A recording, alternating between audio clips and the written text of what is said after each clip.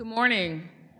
I hereby call to order this 12th meeting of the Pennsylvania Public Utility Commission for the year 2019 and ask that you please stand for the Pledge of Allegiance.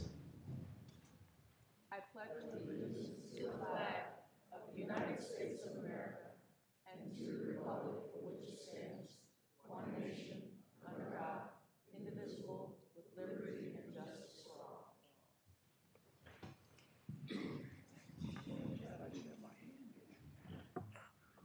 Thank you.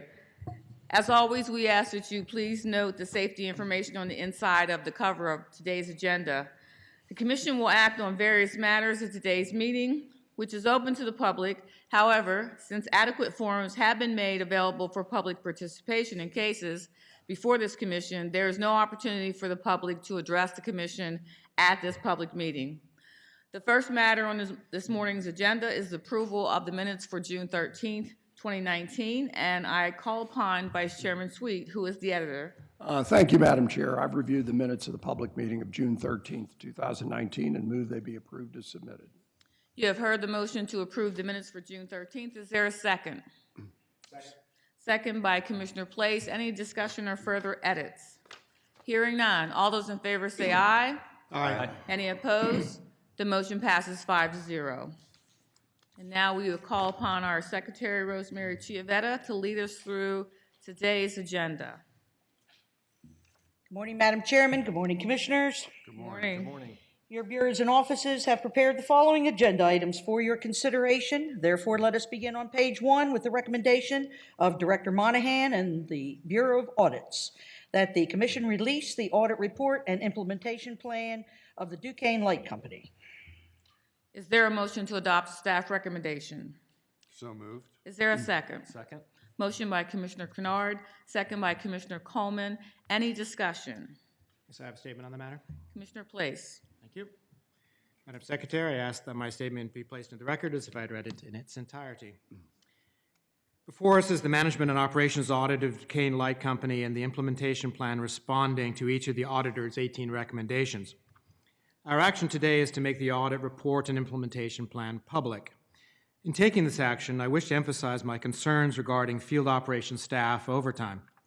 Overtime levels for field staff have been broadly increasing since 2015, exceeding 40% above straight time for several functional groups and averaging 39.6% across field operations staff in 2018 through November in aggregate. While a relatively small but growing number of the field operations employees are exceeding 1,040 hours, of overtime, which is 50% above straight time per year, and have even reached 2,080 overtime hours, more than doubling a standard year. Conversely, historical overtime levels for field staff at other EDCs typically range from 15 to 20%. Overtime levels that exceed this range often indicate a need to increase staffing and/or adjust the existing staffing levels to other shifts. Further, with the inclusion of the long-term infrastructure improvement plan projects, the audit concluded that DLC will need to hire field staff or increase the use of contractors. Otherwise, high levels of overtime for DLC field operations overtime will continue and not be financially efficient. However, my concerns, and those of the auditors, go beyond solely cost savings. As noted, given the hazardous nature of working with high voltage lines, excessive overtime for individual field staff may well increase risk. Fatigue and reduced awareness can result in injuries to employees and/or customers and bring unnecessary damage to company and customer property. In the interest of safety, electric service reliability, and cost burden to customers, I strongly encourage DLC to aggressively address this manpower issue. Thank you. Thank you, Commissioner Place. Any further discussion? Hearing none. All those in favor say aye. Aye. Any opposed? The motion passes 5-0. Turning to page 2 in matters presented by Director Bechtel and the Bureau of Consumer Services, it is recommended that the Commission adopt the proposed order regarding UGI utilities. Is there a motion to adopt the staff recommendation? So moved. Is there a second? Second. Motion by Vice Chairman Sweet, second by Commissioner Kennard. Any discussion? Hearing none. All those in favor say aye. Aye. Any opposed? The motion passes 5-0. It is recommended that the commission adopt the proposed order regarding Columbia Gas of Pennsylvania. Is there a motion to adopt the staff recommendation? So moved. Is there a second? Second. Motion by Commissioner Place, second by Commissioner Kennard. Any discussion? Yes, Madam Chair. Vice Chairman Sweet. While I'm generally supportive of the proposed Columbia Gas plan, I question, given the stagnant projected enrollment levels, whether Columbia is adequately and aggressively targeting households in the greatest need of assistance. Columbia has approximately 68,000 confirmed low-income customers in their service area. But on average, only 30% of those eligible customers participate in the CAP programs. This CAP participation rate has been roughly the same since 2010. I believe there's considerable room for improvement in the company's outreach efforts. It is my hope that Columbia expands beyond its current methods of customer assistance solicitation and finds new, perhaps more effective and innovative ways of reaching CAP-eligible households within its service territory and enrolling them into the program. Thank you. Thank you, Vice Chairman Sweet. Any further discussion? Yes, I would like to associate myself with Vice Chairman Sweet's comments. Thank you, Commissioner Place. Any further discussion? Hearing none. All those in favor say aye. Aye. Any opposed? The motion passes 5-0.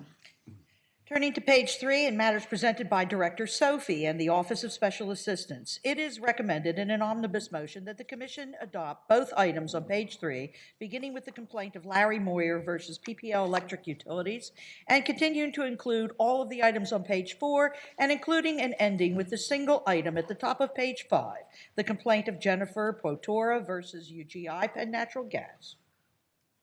Is there a motion to adopt staff recommendations? So moved. Is there a second? Second? Motion by Commissioner Place, second by Commissioner Coleman.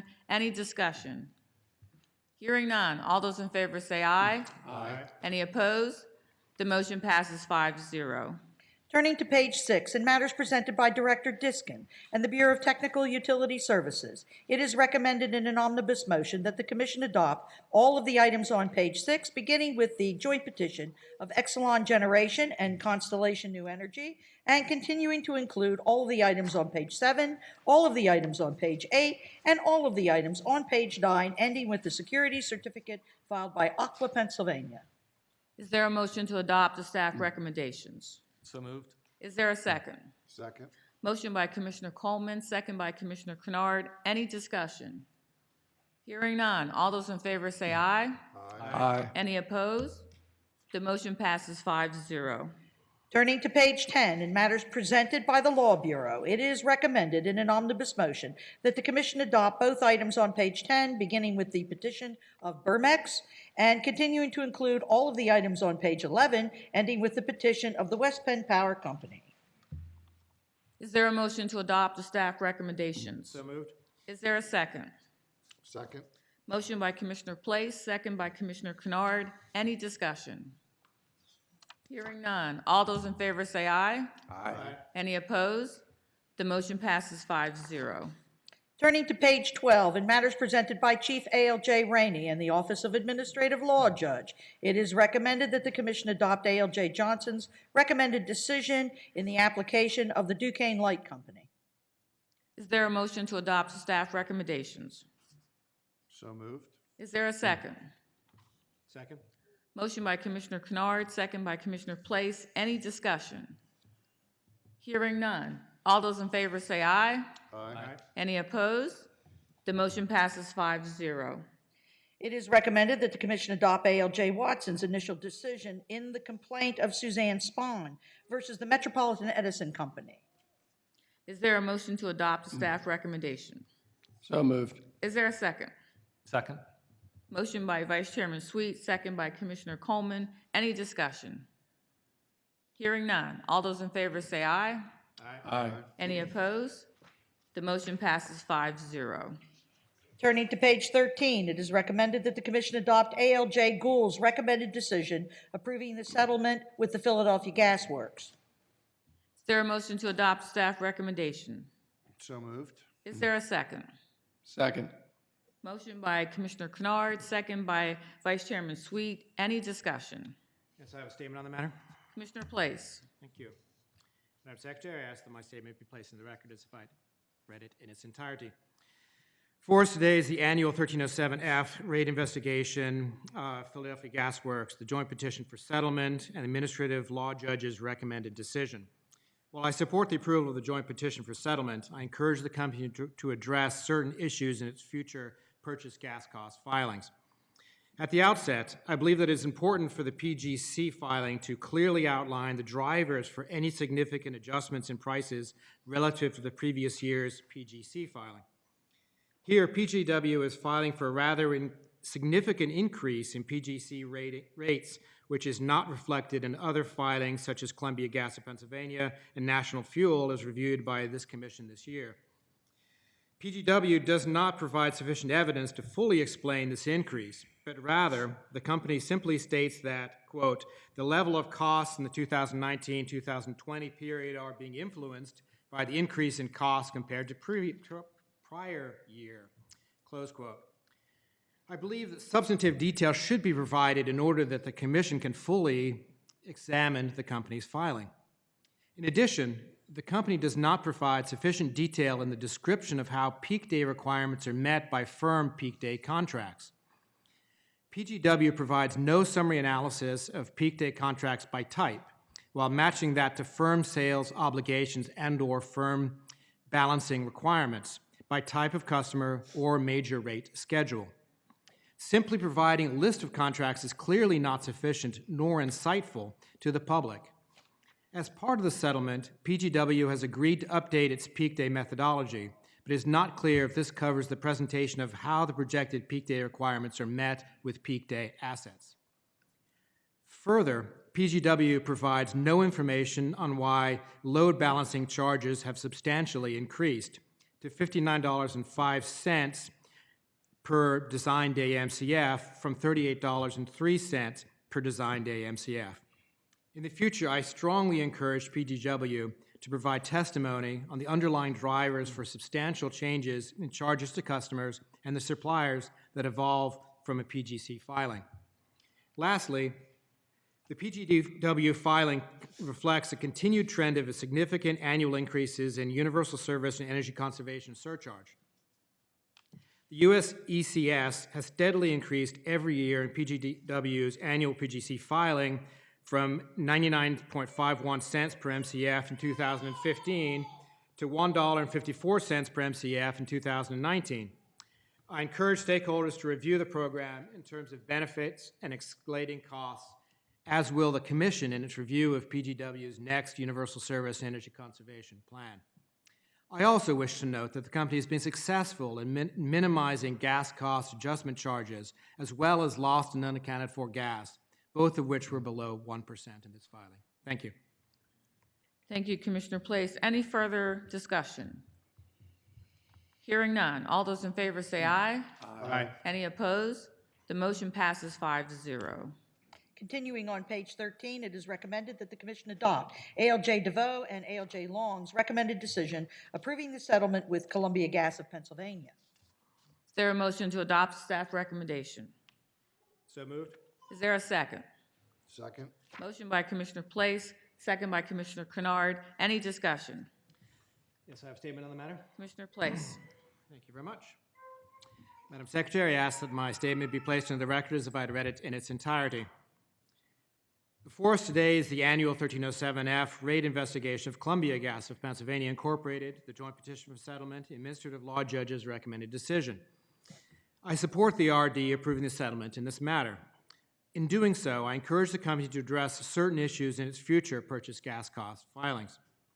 Firstly, when providing maximum coincident 3-day peak, I would request that Columbia provide the peak data for both firm sales and general distribution service sales, so as to provide more granular information on the accuracy of peak day projections for each throughput segment. Secondly, I encourage the company to provide additional detail and discussion on why lost and unaccounted for gas percentages are increasing rapidly and consistently over the last 2 years. LAUF has increased steadily from 0.39% in 2016 to 1.61% in 2017 to 2.61% in 2018. This trend is particularly unexpected given Columbia's substantial expenditures to remove aging cast iron and base steel pipe. Concurrently, however, I do commend Columbia for shedding unneeded long-haul capacity on its upstream transportation pipelines and steadily reducing its excess peak day capacity margin, with the ultimate goal of reducing this to 3% based on peak day parameters. These actions appear to be contributing to Columbia's reduction in purchase gas costs overall. I look forward to further discussion of the above issues in future filings. Thank you. Thank you, Commissioner Place. Any further discussion? Hearing none. All those in favor say aye. Aye. Any opposed? The motion passes 5-0. Madam Chairman, that concludes the regular agenda. We now turn to the carry-in agenda. On page 1 of the carry-in, it is recommended by Executive Director Mendelson that the Commission ratify the appointment of Rick Hicks as Director of the Law Bureau effective August 8th, 2019. Is there a motion to adopt the recommendation to ratify the appointment of Rick Hicks to Chief Counsel for the Law Bureau? So moved. Is there a second? Second. Motion by Commissioner Place, second by Commissioner Kennard. Under discussion, I would like to add some comments to the record. As many of you who regularly gather in this room at the PUC will know that we have had a busy year with different retirements and arrivals of new faces. Earlier this summer, we marked the departure of our long-serving PUC Chief Counsel, Buck Panque, who's here with us today. And today, I am pleased to announce the new face who is stepping into that important leadership role. With us today is Renardo. Most people don't call him that. We call him Rick Hicks, who will officially begin his work at the PUC on Monday. Rick is joined this morning by his wife, Phyllis, along with their 3 children, his daughter, Georgie, his son, Gabriel, his daughter, Felicia, plus Felicia's daughter, and Rick and Phyllis's granddaughter, Aurora, who is making herself known, and she's still here.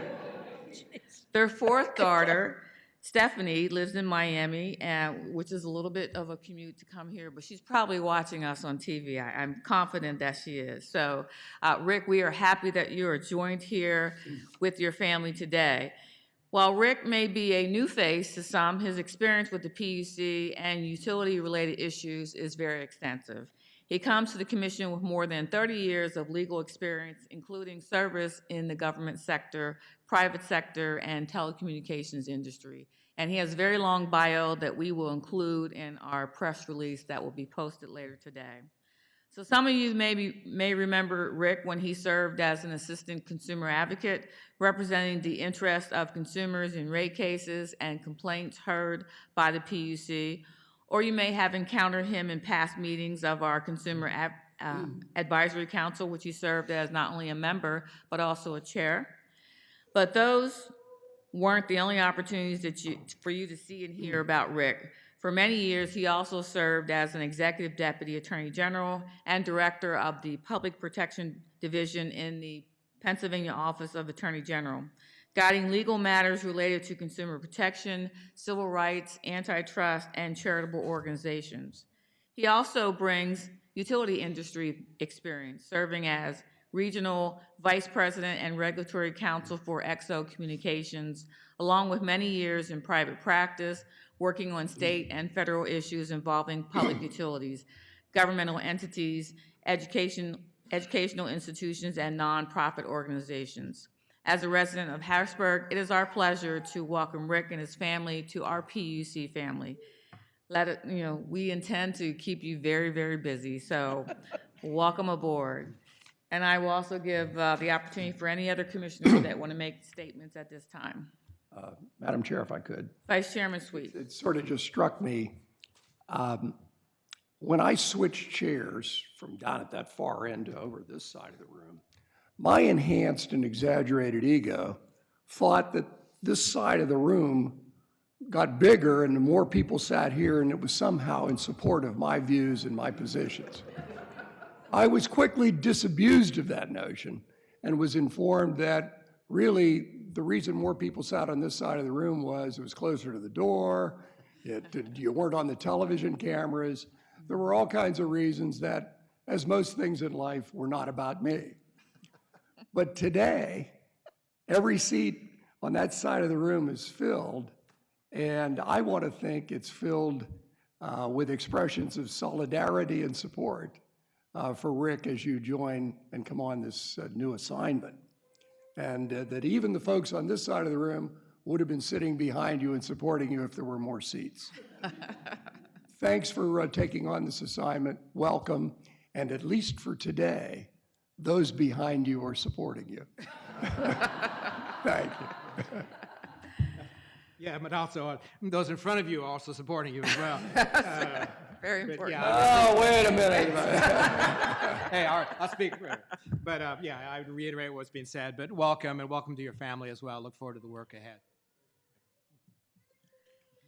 It's a bittersweet day when Buck Pankey sits there for the last time, but the sweet part of it is Rick coming on board. And Rick, as you can tell from the comments from the bench, enjoy your weekend.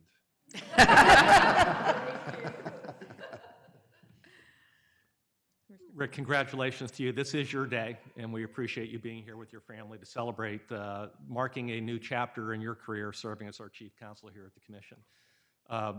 I think it should provide you some comfort, as you've heard, that Buck Pankey has run an excellent shop here at the Commission, has a great team that he has in place that will provide you support as you gain more knowledge in the organization.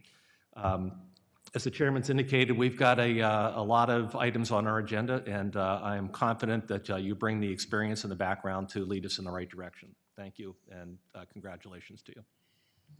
Okay. With that, all those in favor say aye. Aye. Any opposed? The motion passes 5-0. Congratulations.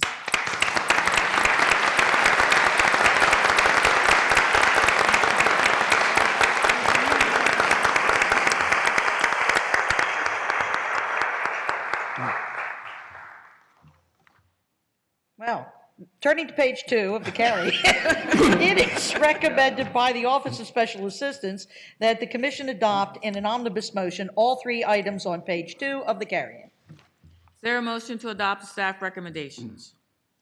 So moved. Is there a second? Second. Motion by Commissioner Kennard, second by Commissioner Coleman. Any discussion? Hearing none. All those in favor say aye. Aye. Any opposed? The motion passes 5-0. Turning to page 3 of the carry-in, it is recommended by the Bureau of Technical Utility Services that the Commission adopt the proposed order regarding the compliance report filed by Columbia Gas of Pennsylvania. Is there a motion to adopt staff recommendation? So moved. Is there a second? Second. Motion by Commissioner Coleman, second by Commissioner Place. Any discussion? Madam Chair, I have a statement. I'm recognized. Okay. The way you swung that gavel earlier today, Right. I'm really kind of hesitant. I was glad I did my hand over there. I'm sorry, why are you looking at me so, Rosemary? No, sir. Am I out of, we're on to Indian Springs, right? No, sir, we're on the first one. Columbia. No wonder everybody's looking at me. But if you want to make a statement, it's okay. I'm all for this one. I'll put it in the record. Okay. Each of their eyeballs got bigger and bigger. My yield eyeballs, my- my eyeballs don't get bigger. They just stay the same way. I yield up the rest of my time, as they say in Any Congress. further comments or non-comments? Hearing none. All those in favor say aye. Aye. Any opposed? The motion passes 5-0. It is recommended by the Bureau of Technical Utility Services that the Commission adopt the proposed order in the matter of the Indian Springs Water Company.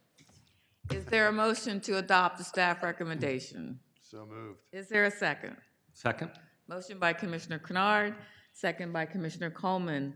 Under discussion, do you have something to say? I do indeed.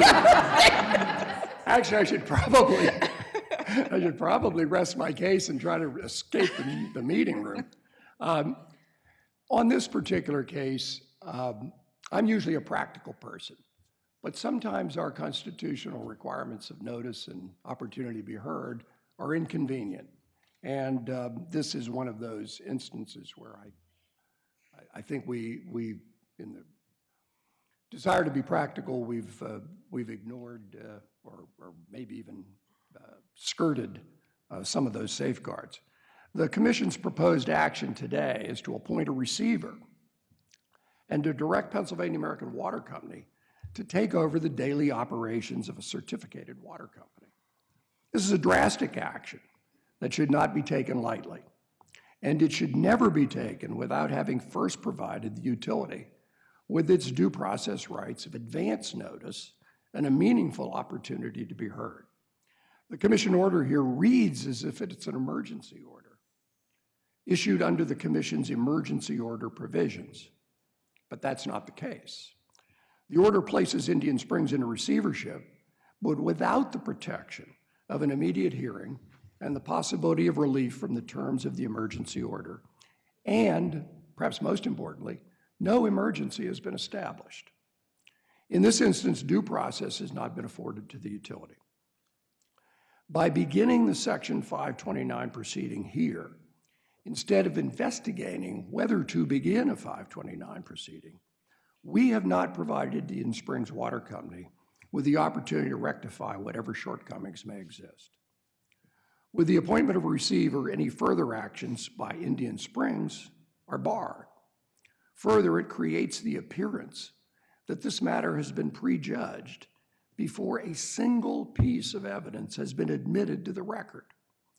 This action is not consistent with either the Commission's normal provision of due process rights, in which the entitlement to the remedy is litigated prior to the enactment of that remedy, nor of the terms of the emergency relief regulations.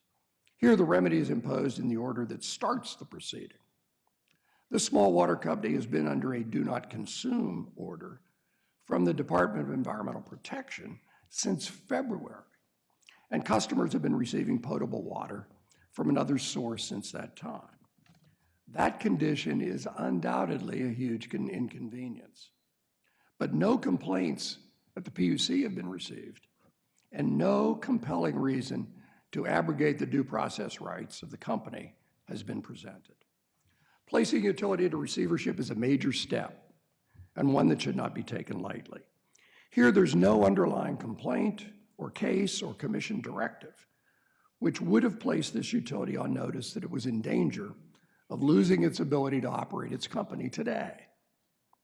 The proper action here is to refer the matter to the Commission's Bureau of Investigation Enforcement for its consideration. Without this vital step, absent a showing of a clear and present danger to life or property, the act of directing another utility to operate this is not justified.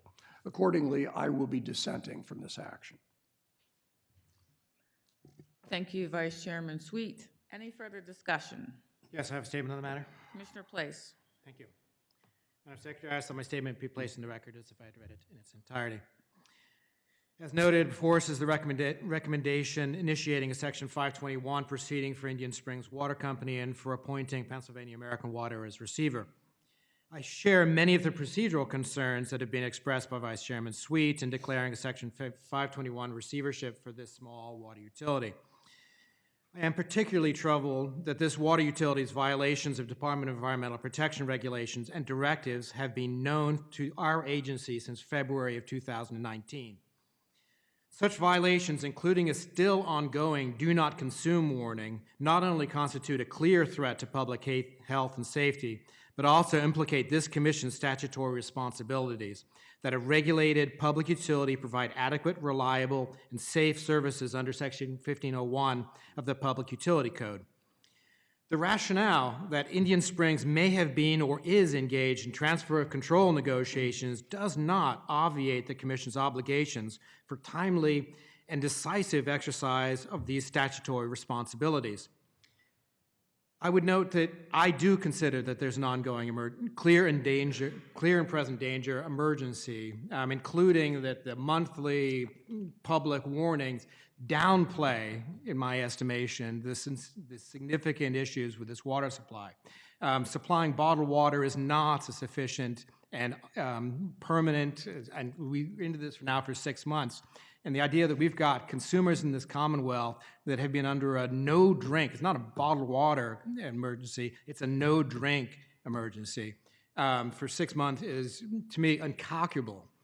And especially when you read these warnings that seem to downplay the significance of the issue. I am certainly convinced that residents in this community are consuming this water as of today, which is why I argue that there is an ongoing public health emergency.